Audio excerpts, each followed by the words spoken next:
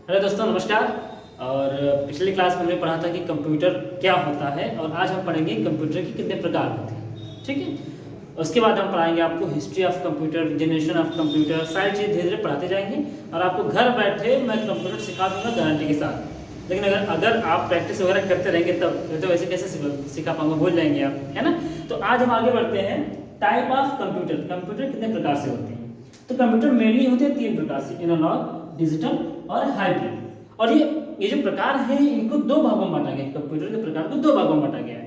पहला है क्या है, पहला कि based on work, based on A work मतलब क्या है कि कार्य के आधार पर, है ना, कार्य के आधार पर यानी कि काम के आधार पर। देखो जैसे क्या है कि लोगों को पहचाना कैसे जाता है, लोगों को दो तरीके से पहचाना जाता है। या तो ये कहेंगे कि बहुत अच्छा दिखने में है, बहुत खूबसूरत है, या तो ये बोलेंगे कि बहुत अच्छा पढ़ने में है, बहुत अच्छा ये काम करने में है।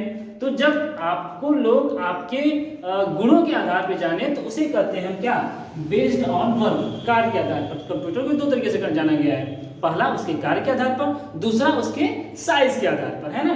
तो कार्य के आधार पर कंप्यूटर होता है तीन प्रकार का, एनालॉग, डिजिटल और हाइब्रिड। ठीक है, हम पहली बात करते हैं एनालॉग कंप्यूटर की। ठीक है, अगर आपने ये नोट कर लिया हो तो हम आगे बढ़ जाते हैं फिर। ठीक है, हम पहले बात करते हैं एनालॉग कंप्यूटर। देखते हैं क्या होता है एनालॉग कंप्यूटर, है ना। ठीक है, एनालॉग कंप्यूटर क्या होता है। एनालॉग कंप्यूटर वह कंप्यूटर होता है ना, वे कंप्यूटर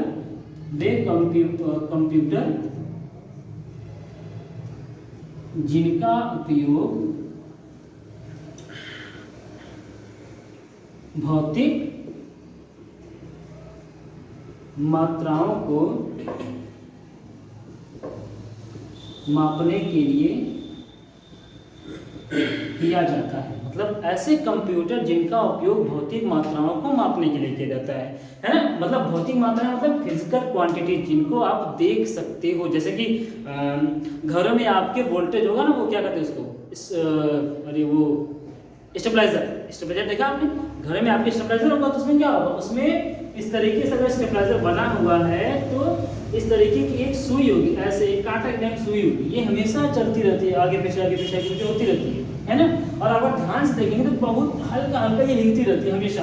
तो ये क्या करती है, ये नापती है, क्या नापती है, करंट को नापती है। जैसे कि मैंने पिछले क्लास में बताया था कि कुछ भी अगर नापने का कार्य हो, गणना करने का कार्य हो तो कंप्यूटर होता है। तो ये भी तो गणना कर रही है स्पीड को, सॉरी लाइट को गणना कर रही है, तो ये भी क्या होगी, कंप्यूटर होगी। लेकिन कौन सा कंप्यूटर होगी, ये एनालॉग कंप्यूटर।